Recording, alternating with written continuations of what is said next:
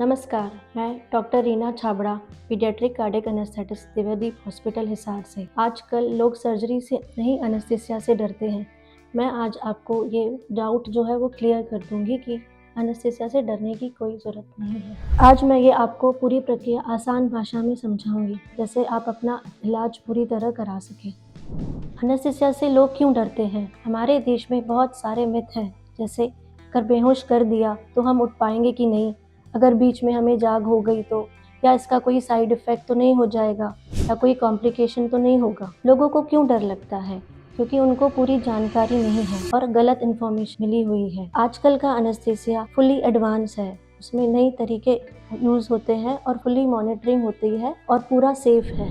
साधारण भाषा में एनेस्थीसिया क्या है? एनेस्थीसिया वो प्रक्रिया है जिसमें पेशेंट को हम सुला देते हैं, पूरा रिलैक्स कर देते हैं, पेशेंट को कोई दर्द नहीं होता और सर्जरी भी आसानी से हो जाती है। जनरली 3 टाइप के एनेस्थीसिया होते हैं। जनरल एनेस्थीसिया जिसमें पूरा बेहोश किया जाता है, स्पाइनल एनेस्थीसिया जिसमें कमर से नीचे बेहोश किया जाता है, और लोकल एनेस्थीसिया जहाँ पे ऑपरेशन करना है वही एरिया सुन किया जाता है। और हर पेशेंट और सर्जरी के accordingly type of anaesthesia decide होता है। सबसे पहले प्री एनेस्थीसिया चेकअप होता है। उसमें एनेस्थेसियोलॉजिस्ट आपका गार्डियन बन के आपसे पूरी हिस्ट्री लेता है, जैसे कि मेडिकल हिस्ट्री, आपकी सर्जिकल हिस्ट्री, या आपको कोई एलर्जी है।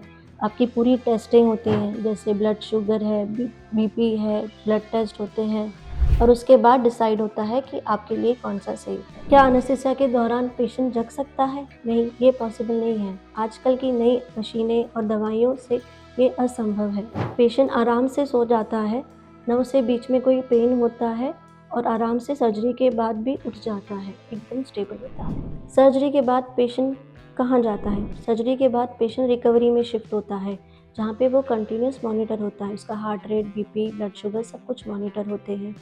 जब पेशेंट पूरी तरह स्टेबल होता है तभी वहाँ से रिकवरी से वार्ड में शिफ्ट होता है। क्या एनेस्थीसिया के बाद साइड इफ़ेक्ट्स होते हैं? हाँ, थोड़े बहुत साइड इफ़ेक्ट्स हो सकते हैं, जैसे पेशेंट को नींद आना या चक्कर आना। वो थोड़ी देर में ठीक हो जाते हैं। एक आध बार रेयर कॉम्प्लिकेशंस भी हो सकते हैं, बट आजकल की नई तकनीकें और दवाइयों से वो भी कम हो गए हैं।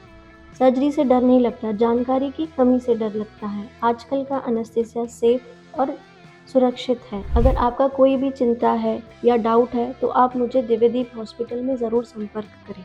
अगर आपको ये वीडियो अच्छा लगा तो आप शेयर, लाइक और सब्सक्राइब ज़रूर करें, जैसे कि बाकी लोगों को भी पूरी जानकारी मिल सके और सबका इलाज सेफ भी हो सके।